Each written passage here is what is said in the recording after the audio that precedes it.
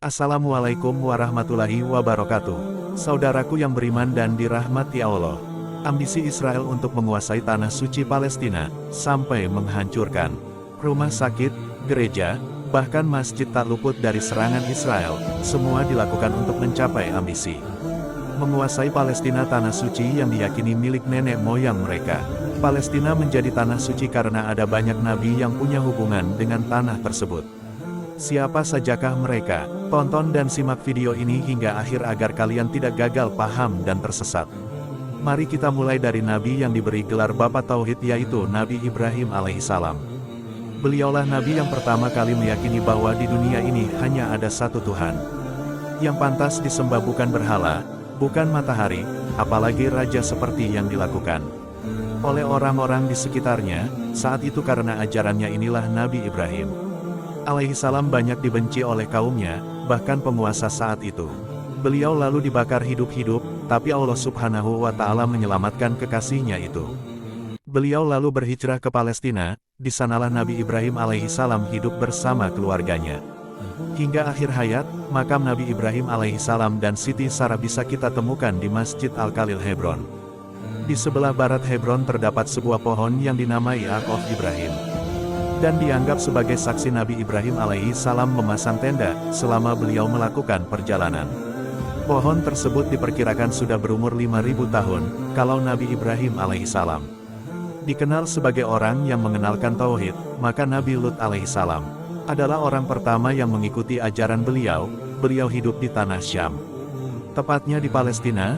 Beliau diutus kepada kaum Sadom, atau lebih dikenal dengan nama kaum Sodom. Mereka suka melakukan maksiat mulai dari merampok, hingga menyukai sesama jenis. Tugas Nabi Lut alaihissalam semakin berat, karena akan menghadapi tukang maksiat, tapi juga pembangkang.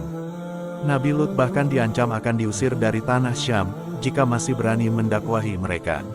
Pada akhirnya Nabi Lut sudah tidak sanggup menghadapi kaumnya sendiri, dan turunlah azab yang memusnahkan mereka. Sementara itu Nabi Lut alaihissalam mendapat penghargaan dengan ditinggikan derajatnya karena telah mengemban tugas yang berat. Beliau sekaligus menjadi contoh penerapan peran Rasul dari Nabi Lut alaihissalam. Kita pindah ke Nabi Ishak alaihissalam. Nabi Ishak lahir saat Nabi Ibrahim alaihissalam sudah berusia 100 tahun sedangkan Siti Sarah berumur 90 tahun. Kelahiran Nabi Ishak alaihissalam adalah sebuah anugerah yang telah lama dinantikan oleh kedua orang tuanya. Maklum saja pasangan suami istri itu susah punya anak, hingga akhirnya datanglah kabar gembira yang dibawa oleh malaikat Jibril, malaikat Mikail dan malaikat Israfil, bahwa mereka akan segera memiliki momongan. Mendengar kabar gembira itu Sarah langsung tersenyum sumringah. Makanya ketika sang anak lahir diberilah nama Ishak, yang berarti tersenyum atau tertawa. Nabi Ishak pun tumbuh dan melanjutkan garis kenabian ayahnya. Beliau kemudian menjadi pemimpin bagi Bani Kanan. Kanan sendiri adalah istilah kuno untuk menyebut beberapa wilayah termasuk Palestina. Beliau berdakwah dengan ramah dan lemah lembut, sehingga ajarannya tersampaikan dengan baik. Untuk melanjutkan garis keturunannya, Nabi Ishak menikah dengan Rafka, dan dianugerahi dua anak laki-laki, kembar yang diberi nama Isyu dan Yakub. Yakublah yang melanjutkan garis keturunan ayahnya, dan kakeknya sebagai keturunan Nabi Ishak alaihissalam. Nabi Yakub juga lahir dan tumbuh di Palestina, bersama saudaranya. Sayangnya hubungan mereka tidak akur karena Isyu seringkali cemburu melihat perhatian orang tuanya tertuju kepada Yakub. Walaupun lahir dari rahim yang sama, kedua saudara kandung tersebut punya nasib yang berbeda. Isyu dipercaya adalah nenek moyang bangsa Romawi, sedangkan Nabi Yakub sendiri merupakan leluhur Bani Israel. Asal-usul Bani Israel sendiri berawal dari 12 anak Nabi Yakub, yang lahir dari rahim 4 istrinya, salah satunya Nabi Yusuf alaihissalam, anak kesayangan sang ayah, tapi dimusuhi saudara-saudaranya. Selama hidup Nabi Yakub banyak mengunjungi berbagai tempat. Semasa muda beliau tinggal di Irak, bersama pamannya mengurus peternakan. Kemudian kembali ke Palestina dan hidup bersama keluarganya. Lalu pindah lagi ke Mesir untuk tinggal dekat dengan Nabi Yusuf alaihissalam, yang sudah sukses menjadi menteri di negeri Fir'aun. Setelah sekian lama di Mesir, Nabi Yakub kembali ke Palestina dan menghabiskan sisa umurnya di sana. Beliau kemudian wafat dan dimakamkan di kota Hebron, Palestina, berdekatan dengan makam ayahnya dan kakeknya sesuai permintaan terakhirnya dari Nabi Yakub alaihissalam. Kita ke Nabi Yusuf alaihi salam. Beliau lahir di Yerusalem, dari rahim istri kedua ayahnya. Nabi Yusuf alaihi salam mendapat perhatian lebih dari sang ayah. Makanya saudara-saudaranya yang lain menjadi iri dan cemburu. Hingga membuat Nabi Yusuf alaihi salam dibuang ke sebuah sumur. Beliau kemudian ditemukan oleh sekelompok musafir dari negeri Syam. Orang musafir itu tak bisa merawat Nabi Yusuf alaihi salam. Sehingga mereka sepakat untuk menjualnya sebagai budak. Dan dibeli oleh pejabat Mesir. Nabi Yusuf alaihi salam tumbuh menjadi pria tampan yang membuat semua wanita terpesona. Termasuk ibu angkatnya yang bernama Zulaikah. Karena Nabi Yusuf alaihi salam menolak ajakan ibu angkatnya untuk berbuat maksiat. Beliau difitnah dan harus mendekam di penjara. Untungnya ia berhasil keluar, karena kemampuannya menafsirkan mimpi raja. Sehingga menyelamatkan rakyat Mesir, atas jasanya beliau kemudian diangkat menjadi salah satu menteri. Karena sudah sukses Nabi Yusuf alaihi salam pun mengajak ayah dan saudara-saudaranya tinggal di Mesir. Mesir memang menjadi tempat Nabi Yusuf alaihi salam mendapat kekuasaan, tapi beliau memilih dimakamkan di kampung halamannya. Di Palestina ada yang mengatakan, kalau makam beliau di kota Nablus. Ada juga yang meyakini beliau dimakamkan di Masjid Ibrahimi, tempat Nabi Ibrahim alaihi salam juga dimakamkan. Selanjutnya ada Nabi Musa alaihi salam.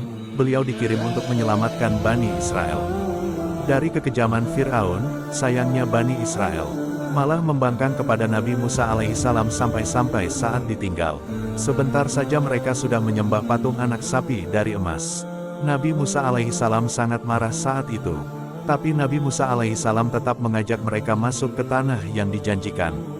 Yang tak lain adalah kota Yerusalem.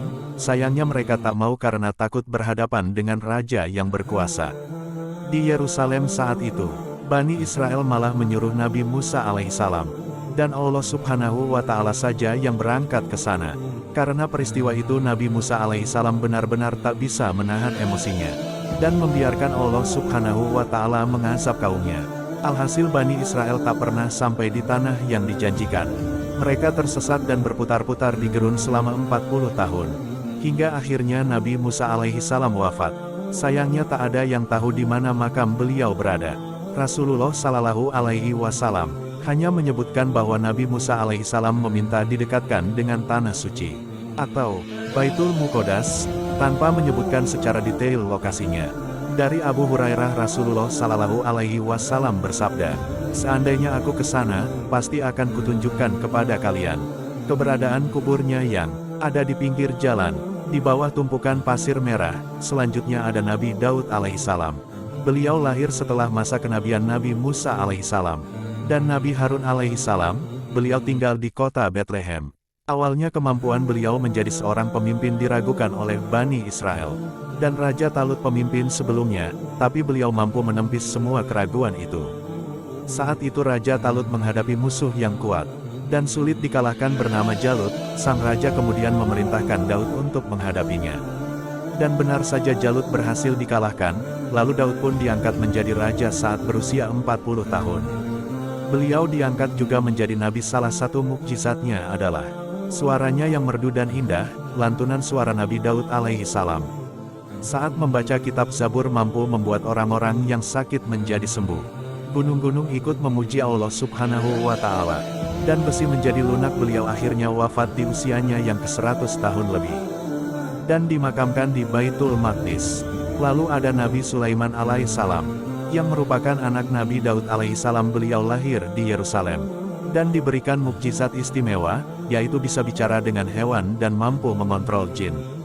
Dengan mukjizatnya itu beliau bisa menyuruh jin untuk memperbaiki Masjid Al-Aqsa, seiringnya apa yang dibangun oleh Nabi Sulaiman alaihissalam dihancurkan oleh pasukan Babilonia. Kemudian ada Nabi Isa alaihissalam, yang lahir di Bethlehem, Palestina, jaraknya kurang lebih 10 km arah selatan. Dari Masjid Al-Aqsa hingga hari ini, kita masih bisa melihat tempat kelahiran Nabi Isa alaihissalam. Karena ditandai dengan lempengan baja yang berbentuk segi 14. Ada tulisan Maria Virgin Yesus Kristus. Netus S yang artinya disinilah lahir Yesus Kristus dari perawan Maria. Semua itu bisa kita temui di Gereja Nativity, Bethlehem, Palestina. Terakhir ada Nabi Muhammad Sallallahu Alaihi Wasallam.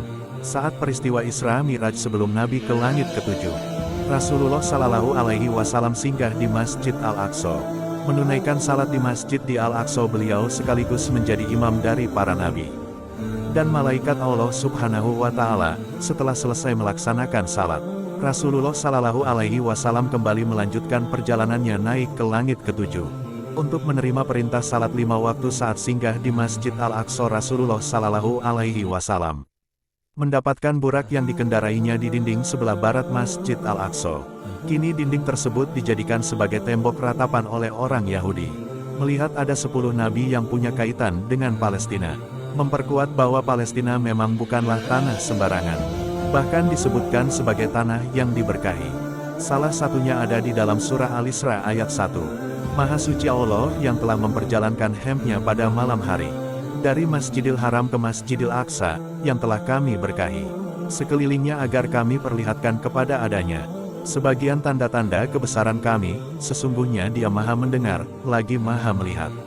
Ibnu Abbas, Abul Qasim Al-Luhaili, dan Imam Asy-Syaukani sepakat bahwa Aqsa yang telah kami berkahi sekelilingnya merujuk pada bumi Palestina. Makanya Israel berambisi memilikinya apapun caranya. Sayangnya cara yang dilakukan sangat merugikan. Ada jutaan manusia yang sudah menjadi korban. Wallahualam bisawab. Terima kasih saudaraku yang sudah menonton video ini hingga akhir. Dan sampai jumpa di video selanjutnya. Hamba Allah undur diri. Wassalamualaikum warahmatullahi wabarakatuh.